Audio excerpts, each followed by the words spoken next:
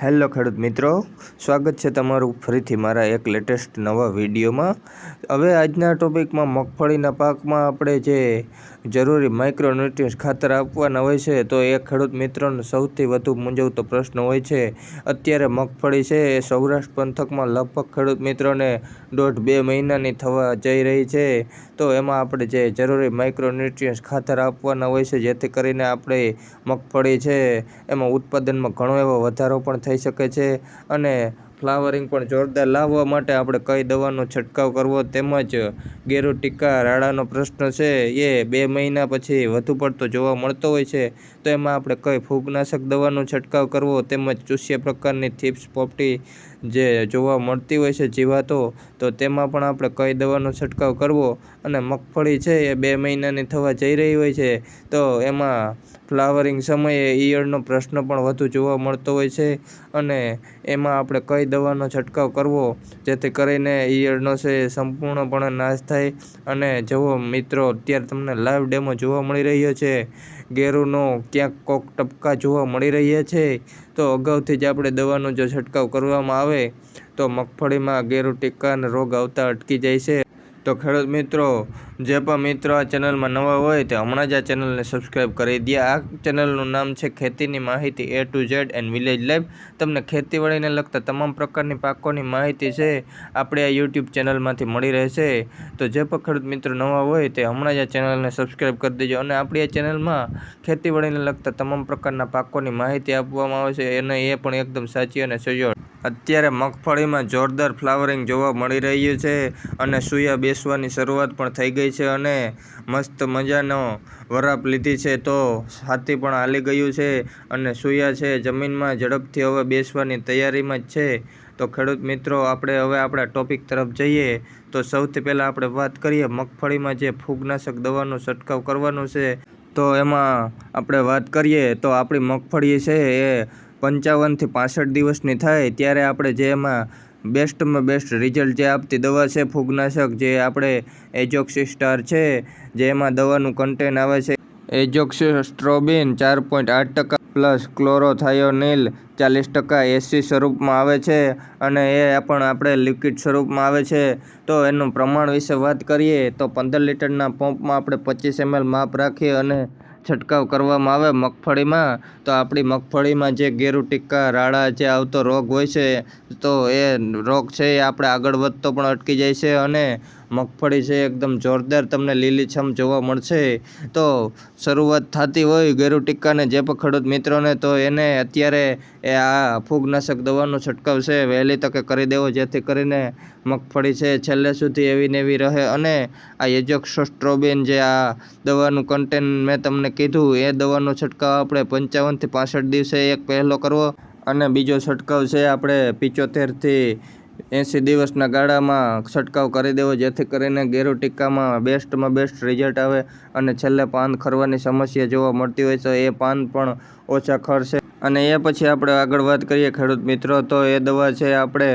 શૂટરના નામ તરીકે ખૂબ જ જાણીતી દવા છે અને એમાં દવાનું કન્ટેન આવે છે એમામેક્ટિન બેન્ઝોઇટ 1.9% જે આપણે મગફળીમાં ઈયળનો પ્રશ્ન જોવા મળતો હોય છે 50-60 દિવસે તો એમાં શૂટર દવા છે એનું બેસ્ટમાં બેસ્ટ રિઝલ્ટ આવે છે અને હું તો વાર વખતે મારા મગફળીના પાકમાં શૂટર દવાનો જ છંટકાવ કરું છું જેથી કરીને તમામ પ્રકારની લીલી કાબરી લશ્કરી ઈયળ છે એનો નાશ થાય છે। અને એના પ્રમાણ વિશે વાત કરીએ તો 15 લીટરના પંપમાં 25 ml માપ રાખી અને છંટકાવ કરવાનો છે અને 16 ગુઠ્ઠાના 1 વીઘામાં મિનિમમ 3 થી 4 પંપ તો દવાનો છંટકાવ કરવો તો જ સારામાં સારું રિઝલ્ટ મળશે। અત્યારે મગફળી છે એ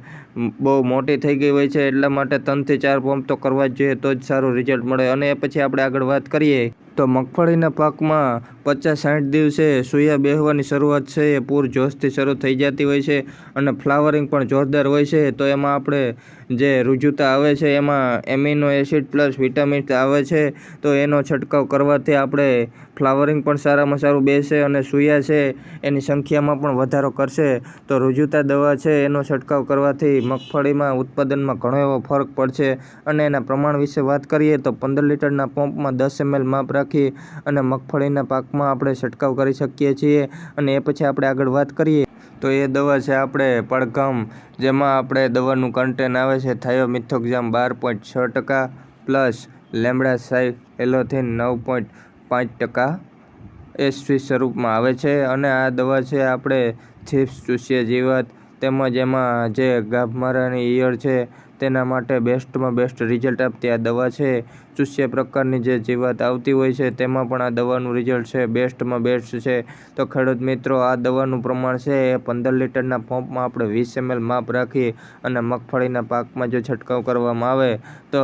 થ્રિપ્સ, ચૂસિયા પ્રકારની જીવાત, પોપટી તેમજ એમાં મૂલો મસીનો ઉપદ્રવ પણ જોવા મળતો હોય તેમજ એમાં જે ઝીણી ઈયળ પણ જોવા મળતી હોય મગફળીના પાકમાં, તો તેના માટે પણ બેસ્ટમાં બેસ્ટ જ આ પડઘમ દવા છે એનું રિઝલ્ટ આવે છે. અને ખેડૂત મિત્રો, આ દવાનો છંટકાવ કરતી વખતે હંમેશા એક ધ્યાન રાખવું કે મોઢામાં માસ્ક પહેરવું અને દવાનો છંટકાવ કરતી વખતે પાન પાકી માવો કે ન ખાવો અને આ દવા છે એ બાળકોની પહોંચથી દૂર રાખવી અને દવાના છંટકાવ કરી લીધા પછી નાહી લેવું ખૂબ જરૂરી છે. અને ખેડૂત મિત્રો, એ પછી આપણે આગળ વાત કરીએ તો મગફળી છે એ આપણે 2 મહિનાની કમ્પ્લીટ થાય છે ત્યારે ઘણા પણ ખેડૂત મિત્રોને મૂંઝવતો પ્રશ્ન છે કે આપણે 05234 ખાતર છે એ ક્યારે છંટકાવ કરવો. તો એનો બેસ્ટમાં બેસ્ટ સમય છે એ 50 દિવસની આપણી મગફળી થાય છે ત્યારે એમાં સૂયા બેહવાની શરૂઆત છે એ પૂરજોશથી થતી હોય છે અને ફ્લાવરિંગ સમયે આ દવાનો છંટકાવ કરી દેવામાં આવે 50-55 દિવસે તો ઉત્પાદનમાં પણ એવો ઝાઝો ફરક પડે છે.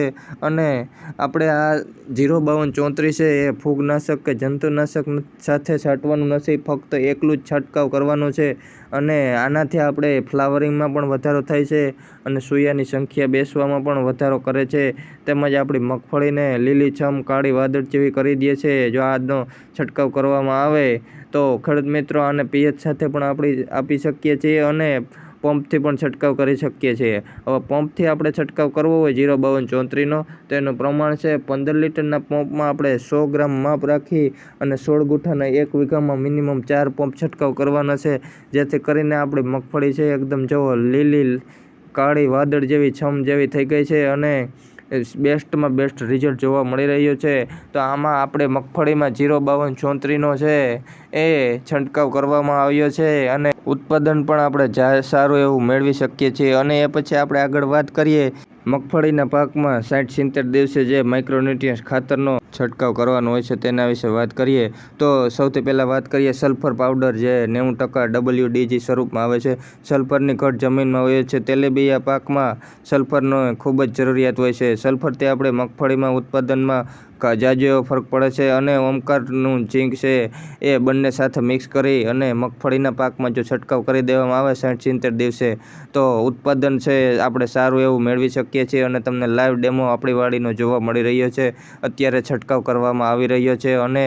ગયા વર્ષે પણ આપણે મગફળીમાં 60-70 દિવસે ઉપયોગમાં લીધું હતું અને ઉતારામાં ઘણો એવો ફરક પડ્યો હતો. તો ખેડૂત મિત્રો, માહિતી સારી લાગી હોય તો હમણાં જ આ ચેનલને સબસ્ક્રાઈબ કરી દો.